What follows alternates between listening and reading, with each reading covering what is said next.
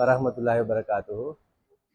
நாங்கள் இன்றைக்கு இந்த சீனி வர்த்தம் சம்பந்தமாக கூட காட்சி தயாரிக்கும் தொடர்ந்து சீனி வர்த்தத்துக்குரிய கட்டுப்பாடு எல்லாம் குறைவா தன்றிக்கு. அப்போ முந்தின நாள் ஒரு பேஷண்ட் ஒன்று வந்துச்சு ஈவினிங்ல பின்னரம் கால் வருத்தம் இடுப்பு வருத்தது மருந்துக்கு தான் வந்து அவள் டயபெட்டிக் சீனிக்காரால் தான் கால் வருத்தம் குந்தினா எலும்பையெல்லாம் முழங்கால் வருத்தம் சொல்லி போட்டு அப்போ நான் சீனியை சும்மா பார்த்தனால் 524 இருந்துச்சு. சரி, அப்போ 524 இருந்தால் மருந்து கொடுக்க இல்லாது. 524 போர்டில் அட்மிட் பண்ணி இன்சுலின் இன்ஜெக்ஷன் போட்டு சீனியை குறைச்சி தான் விட்ட போகணும். அப்போ அட்மிட் பண்ணி இப்போ நான் கேட்டேன் 524 எப்படி வந்துன்னு கேட்டால் எனக்கு போன மாதம் 110 சார் இருந்தேன். இப்போ கூட்டிக்கு என்னென்னு தெரியா சரியானே. அப்போ என்னென்னு தெரியா நான் கட்டுப்பாடு தான். என்ன சாப்பிட்றேன்? கடலை சாப்பிட்றேன், சிவப்பரிச்சோறு சாப்பிட்றேன், பயிர் சாப்பிட்றேன், இதான் எல்லாரும் சொல்கிற வசனம். அப்போ இந்த 524 எப்படி வந்தேன்? என்ன 524 சீனி வந்து சும்மா வாரலையே. அப்போ ஒரு போர்டில் அட்மிட் பண்ணியாச்சு. அப்போ நேற்று இரவு போட் பார்க்க போனான். போய் பழமை நான் போனால் சீனிக்காராக்களில் லோக்கர் பேக் எல்லாம் பார்க்குறேன், செக் பண்ணுறேன் சரியானே. அப்போ செக் பண்ணால் சீனி போத்தல் ஒன்று இருக்கு, மில்க் பவுடரும் இருக்கு, டீ ஊற்றி குடிக்கிறது மில்க் பவுடரும் இருக்கு. ஒரு இன்னொரு சொப்பின்ல கட்டி இருந்துச்சு, அதை திறந்தா சீனி போத்தல் சரியானே. அப்போ என்னண்டா எல்லாம் செய்கிறோம், எல்லாரும் சீனி வர்த்தகர்கள் எல்லாரும் சிவப்பரிசோறு சாப்பிட்றோம் சரியானே, கடலை சாப்பிட்றோம், அந்த செல்றதெல்லாம் செய்கிறோம், கொஞ்சம் நான் சோறு சாப்பிட்றோம், எல்லாம் செய்கிறோம். இந்த டீ 2 கிளாஸ் அல்ல பிளேன் டீ அந்த இனிப்பு விடுறோம் இல்லை. அப்போ எப்படி குறையுது சீனி? நீங்கள் ஒரு கரண்டி சீனியை போட்டு நெல்ல என்ன அட்டைப்பழத்து டீ அல்லது மில்க் மேட் டீ அந்த ஹோட்டல்கள் இருக்கிற மில்க் மேட் டீ தானே, அதுக்கு சீனி போட தேவையில்லை. அந்த பெரிய கேன் வருது தானே, அதுக்கு எல்லாமே போட்டு தான் அடிச்சு வருது. அந்த குயிக்கா ஊற்றி கொடுக்கணும் வாராங்களுக்கு. அப்போ அதால எல்லாமே மிக்ஸ் பண்ணி வருது. அப்போ அங்கே சீனி வந்து தேன் பானி மாதிரி தான் அந்த டீ. வேறு அங்கே நீங்கள் சீனி போடலை சேரும் பரவர். இந்த டீக்கார சொல்லுவார் சீனி போடலை நாங்கள், அந்த மில்க் மேட் தான் இனிப்பு சரியானே. அப்போ அந்த இனிப்பை விடாமக்கு நீங்கள் சுகர் கண்ட்ரோல் பண்ணவே இயலாது. முதலாவது வேலை இனிப்பு விடணும். இந்த இனிப்பு வந்து எளிய வெள்ளம்ங்கிற லேசா நாக்கில் நீங்கள் இப்போ எடுக்கக்கூடிய உடம்புக்குள்ள போயிடும் சரியானே. இப்போ மற்ற உணவெல்லாம் வந்து சமைப்பாடு அடைஞ்சு ஒரு 2 ஹவர் போகும் உடம்புல. இப்போ சிவப்பரி சோறு வேற அந்த என்ன கம்ப்ளெக்ஸ் கார்போஹைட்ரேட் சொல்ற அந்த மிக்ஸ் அடிக்கிற உணவுகள் சரியானே. இப்போ பழங்கள் இருக்கிற இனிப்பு அதெல்லாம் வந்து நேரம் எடுத்து தான் உடம்புக்குள்ள போய் சேரும் சரியா. நீங்கள் ஒரு பப்பாசி பழத்தை சாப்பிட்றீங்க, வாட்டர்மெலன் சாப்பிட்றீங்க, அன்னாசி பழத்தை சாப்பிட்றீங்க, கொய்யா பழத்தை சாப்பிட்றீங்க சரியானே. அந்த இனிப்பு ஊத்தாத ஈச்சம்பழம், இப்போ ஈச்சம்பழம் பேக் பண்ணி பானி ஊற்றி பேக் பண்ணி வருது என்ன பிசு பிசுக்கும். நான் சொல்ற அந்த ஈச்சம்பழம் இல்லை, காஞ்ச மாதிரி அஜுவா ஈச்சம்பழம் கருப்பு, அந்த பச்சை காய் ஈச்சம்பழம் அதெல்லாம் பிரச்சனை இல்லை. இப்போ அதில் இருக்கிற இனிப்பு என்னன்னு சொல்லிச்சுன்னா உடனே உங்களோட பிளட்ல சீனியை கூட்டாது, ஸ்லோவா தான் சீனியை கூட்டும்.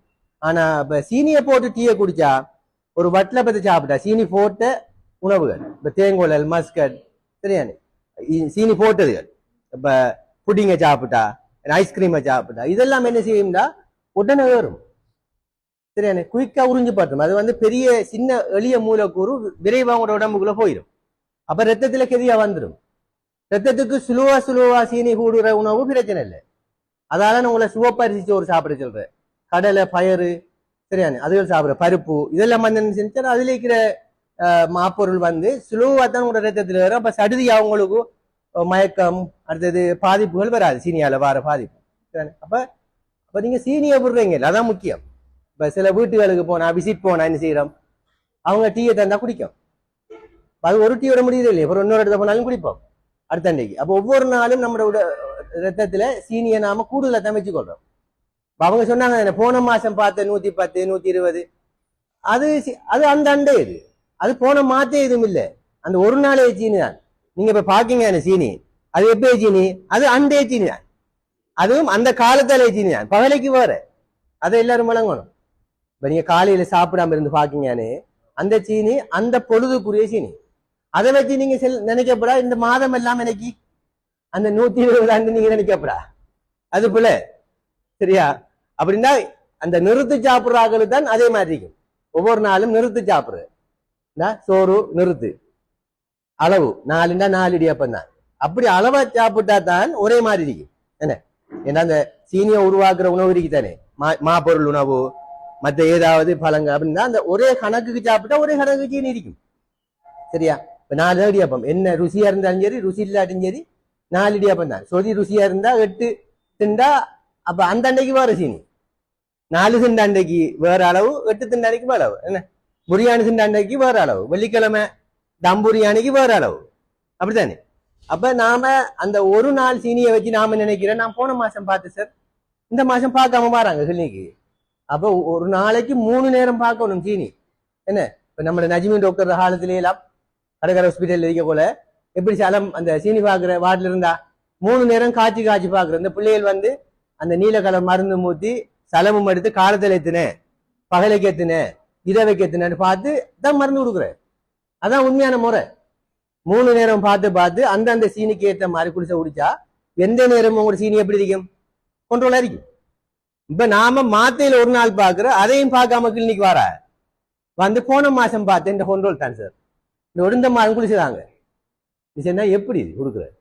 இந்த பீரியட்ல உங்களோட சீனி மட்டம் கூடியும் இருக்கலாம் அல்ல குறைஞ்சும் இருக்கலாம். அதுக்கானதான் ஆக குறைஞ்சது நீங்க ஒரு மாத்தைக்கு ஒரு காத்தம் சீனியை பாருங்கன்னு சொல்றேன். என்னண்டா ஒரு அளவுக்கு அந்த அந்த பீரியடுக்காச்சும் மருந்து தரலாம். அப்ப இன்றைக்கு சீனி பார்க்காம வந்து சில ஆள் கொப்பி அனுப்புறேன், சீனி ரிப்போர்ட்டும் இல்லை ஒண்ணும் இல்லை குளிசைத்தாங்க. முதலாவது குளிசை குடிக்காம நினைச்சுக்கிட்டே நீங்க என்ன செய்யறீங்கன்னா மத்த கண்ட்ரோலும் இல்லை, செக் பண்றதும் இல்லை. அது டேஞ்சர். இப்ப இந்த மனுஷிக்கு வந்து கால் நோவு வராட்டி அவ வந்திருக்க போறதும் இல்லை. இப்ப 240 குறைஞ்சி போட்டுல இருக்காகும். சரியானே?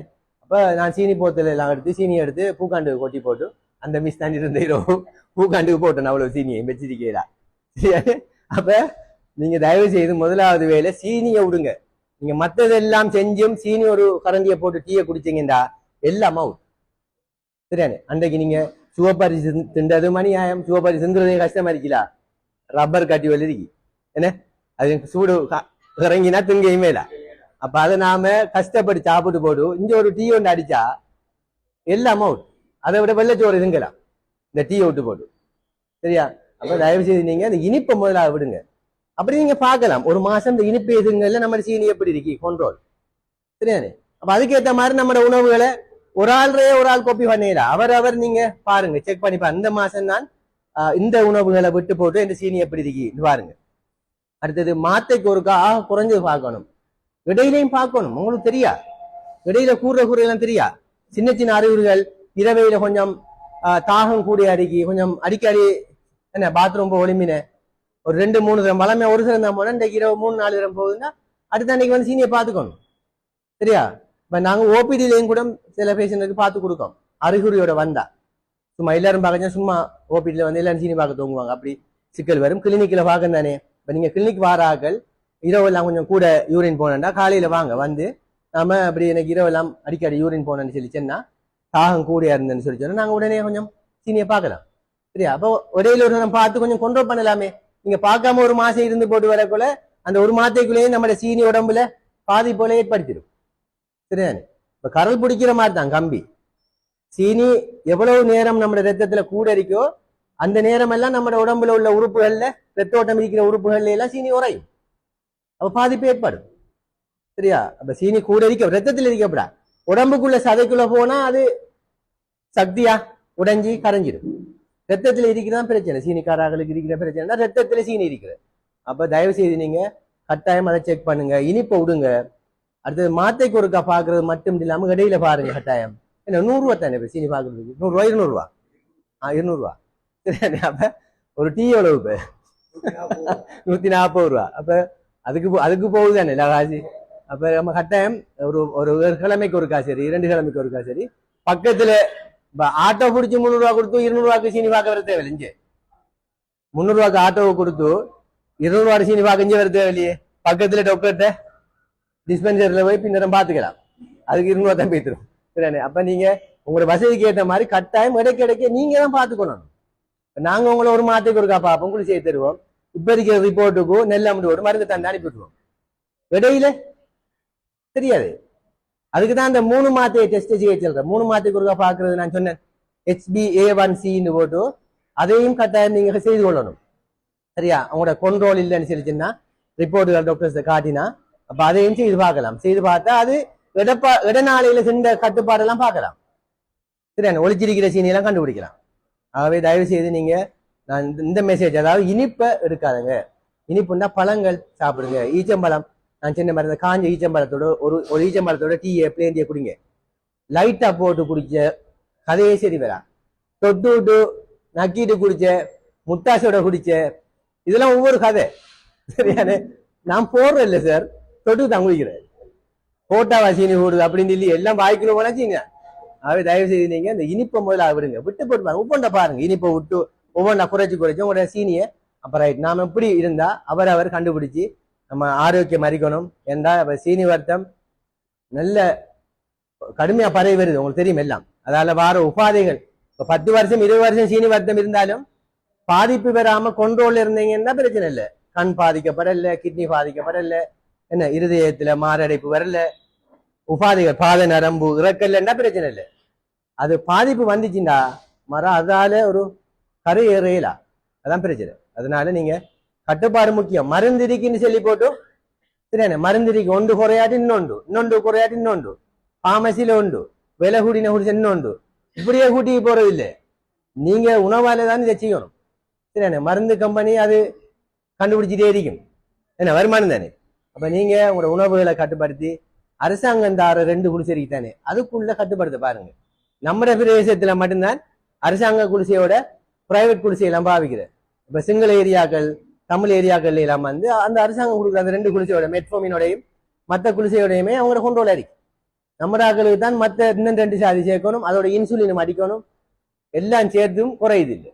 ஆகவே உணவு தான் கட்டாயமா நீங்க கட்டுப்படுத்த வேண்டியது. சரியானே? அப்ப இந்த மெசேஜை நீங்க மற்ற ஆக்களுக்கும் வீட்டுகளில் பாஸ் பண்ணி நீங்க இனிப்பை முத்தாக நிப்பாட்டி மற்ற உணவுகளை மாப்பொருளை குறைச்சி சாப்பிட்டு உங்களோட சீனியை கட்டுப்பாட்டில் வச்சுக்கொண்டு கேட்டு விடைபெறுகிறேன். நன்றி.